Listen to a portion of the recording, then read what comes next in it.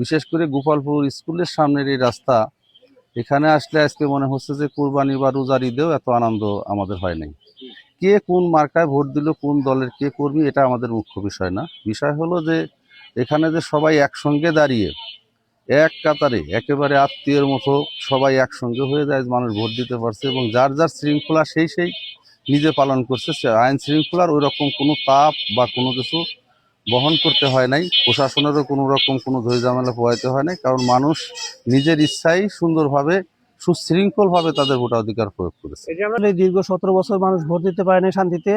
এখন মানুষ স্বতঃস্ফূর্ত ঈদ পূজার আনন্দর চাইতেও বেশি আনন্দ উপভোগ করে তারা ভোট কেন্দ্রে আসছে। আমাদের ভোট হলো যা কাস্ট হবে তার 90%-এর বেশি আমাদের ভোট ধানের শীষ হবে ইনশাল্লাহ।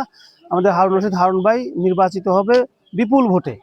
মাদাপুর ইউনিয়নে রাজবাড়ী 2 আসনে আমরা যে সুন্দর সব জায়গা যে আনন্দ উৎসব নিয়ে সুস্থভাবে ভোট দিয়ে দিছি। যার যার ভোট কোনো বলে নাই যে আমার ভোট হয়ে গেছে, আমার ভোট দিতে পারি নাই, এরকম নাই। যারা অনুপস্থিত আছে তাদের ভোটই শুধু বাইরে চাকরি বাকরি এবং ছেলেপেলেরা যারা আছে এরাই।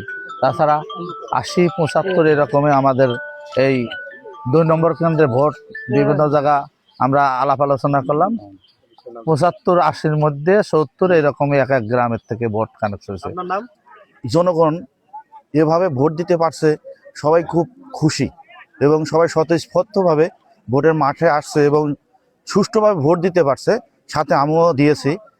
তো আমি একজন ধানের শীষের সমর্থক হিসাবে তো আমরা ভোট দিয়েছি, এখন ভোট গণনা চলছে। আমরা আশাবাদী এখানে ধানের শীষে বিপুল ভোটে এগিয়ে থাকবে ইনশাআল্লাহ।